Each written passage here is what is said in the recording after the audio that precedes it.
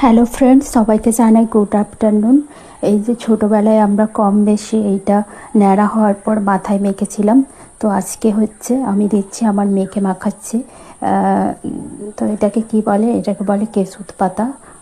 গ্রামে গঞ্জে প্রায়ই দেখা যায়। এই যে পাতাটাকে ভালো করে হচ্ছে আমি হচ্ছে ডালটা থেকে পাতাগুলোকে একটা একটা করে ভালো করে ছাড়িয়ে নিলাম। তারপরে হচ্ছে এটা তো শুকনো শুকনো হয়ে গেছে, তাই একটু জলে ভিজিয়ে রাখলে পাতাটা নরম হয়ে যাবে। তো এই যে জলে দিয়ে একটু পাতাটাকে নরম করে নিলাম। তারপরে হচ্ছে হামানদিস্তা দিয়ে আমি থেতু করে নেব। শিলনোড়া বা মিক্সিতে বাটলেই ভালো করে হচ্ছে পেস্ট হতো, কিন্তু আমি যেহেতু আমার উপরের ঘরে করেছিলাম, তো সেখানে হচ্ছে মিক্সি বা শিলনোড়া কিছুই ছিল না। তো আমার কাছে হামানদিস্তা ছিল, আমি হামানদিস্তা দিয়েই করেছি। পেস্ট মাথায় মাখালে ভালো, বা রস আমি এটা থেতো করে নিয়ে ওর রসটা বের করে নিয়েছি।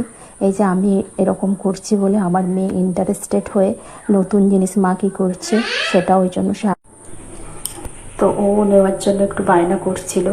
আর ওইটাও করবে বলে নতুন জিনিস থেকে ইন্টারেস্ট হয়েছে, তো ওকে আমি করতে দিলাম। ও করে খুব হ্যাপি।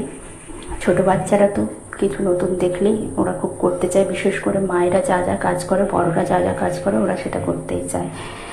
ভালো, নিজের মাথার জিনিস নিজেই করে নিচ্ছে বলতে পারা যায়।